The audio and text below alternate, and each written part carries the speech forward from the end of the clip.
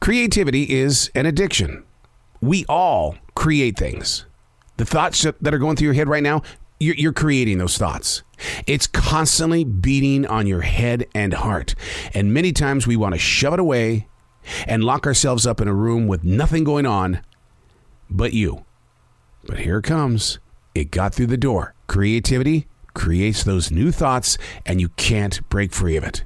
Unplugged, because we will always say yes to creativity. Totally uncut, because we all make mistakes. So turn it into a tool. This is Arroe Unplugged. I guess if all mornings were bright and beautiful, gorgeous sunrises with daffodils and leaves popping out on trees, if every morning was like that and you heard the music of the birds, what would we have to compare to it?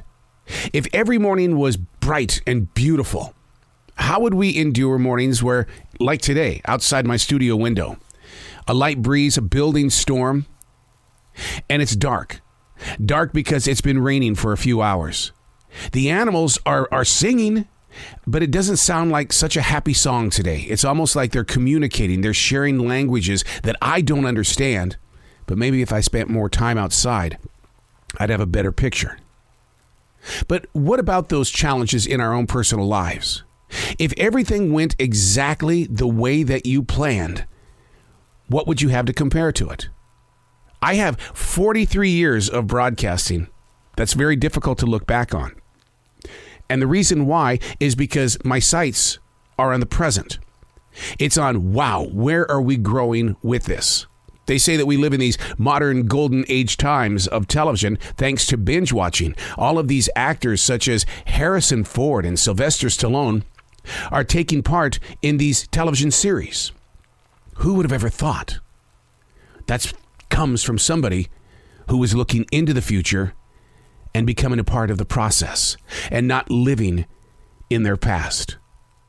If we could just step free of where we've been, we can learn from it. I'm a daily writer. I've been writing for 29 years. Every day, the truth is on the page. That's something that I learned from Julia Cameron in The Artist Way, putting your truth on the page because you learn from that truth.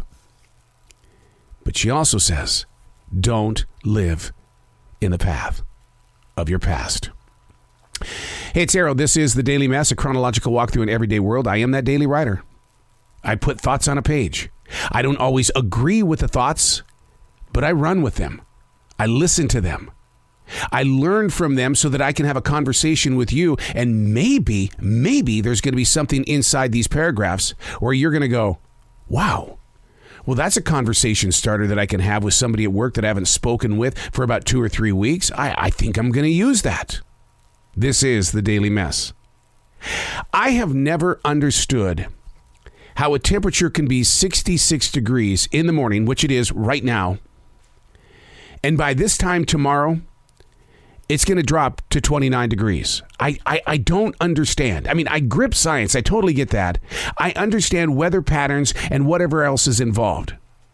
My lack of understanding has always been based on how did the farmers, without weathermen and women, prepare for sudden changes in the early days, the 1600s through the 1800s.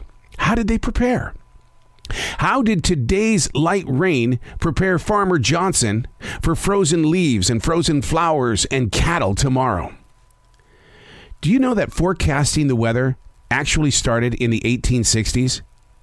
The man that introduced it was brutalized by the public. His name was Admiral Robert Fitzroy. He later committed suicide. But before he did, he set free his visions. The farmers, before the admiral, watched clouds and livestock.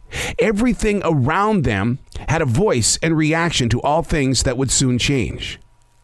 How much are we missing in this modern world by racing through this life? What are we missing when we don't walk through the forests or the parks, or when we don't walk on the city street just to be a part of the atmosphere of now? See, the admiral, he started studying the atmosphere, the weather patterns, and he began to sit there and really put it to work because he knew that if he could come up with a way of communicating how the weather was going to act and react and potentially change other people's lives, then he needed to get that word out there.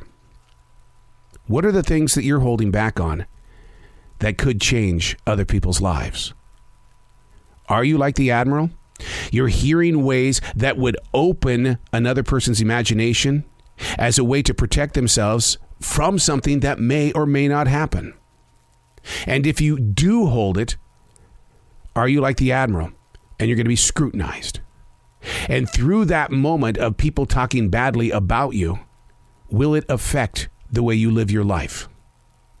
He committed suicide. Whew. But yet, what we have today, some of the best weather forecasting ever, because of a man that just didn't trust the animals and the plants and how they communicated with Farmer Johnson. I'm Arroe, and that's the Daily Mess.